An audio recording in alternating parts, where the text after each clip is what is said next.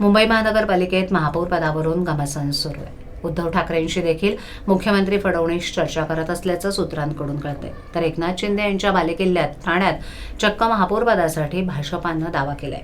भाजपा नेत्यानं चक्क केडीएमसी, उल्हासनगर आणि ठाण्यातील महापौर पदावर दावा केल्याची माहिती मिळाली आहे. ठाण्यात भाजपाचे 28 तर सेनेचे 75 नगरसेवक निवडून आलेत. ठाण्यात जागा वाटपाबाबत भाजपानं माघार घेतली होती, त्यामुळे आता महापौर पद हे भाजपाकडे द्यावं अशी मागणी केली जाते. ठाणे महापालिका निवडणुकीत महायुतीनं वर्चस्व राखलं असलं तरी आता अंतर्गत कलह चव्हाट्यावर आलाय.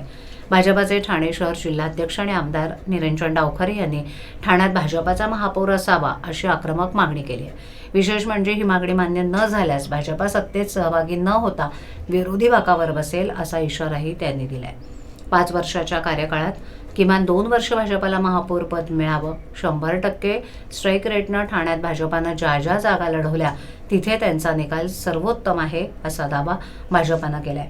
निवडणुकी वेळेला युती धर्म पाळण्यासाठी भाजपानं अनेक जागांवर नमतं घेतलं होतं. आता त्याची परतफेड सत्तेत वाटा देऊन व्हावी असं भाजपाचं म्हणणं आहे. पारदर्शक कारभार आणि जनतेला दिलेली आश्वासनं पूर्ण करण्यासाठी महत्त्वाची पदं भाजपाच्या ताब्यात असणं आवश्यक असल्याचं आमदार डावखरे यांनी स्पष्ट केलं. ठाणे हा मुख्यमंत्री एकनाथ शिंदे यांचा बालेकिल्ला मानला जातो. इथे शिंदे यांच्या शिवसेनेनं स्वबळावर बहुमत मिळवलं असून त्यांना भाजपाच्या पाठिंब्याची तांत्रिक गरज नाही. मात्र राज्यात महायुतीची सत्ता आल्यानं आणि मुंबईत भाजपाला सर्वाधिक जागा मिळाल्यानं मुंबईत शिंदेंना मदत करण्याच्या बदल्यात भाजपा ठाण्यातून काहीतरी पदरात पाडून घेण्याच्या तयारीत आहे.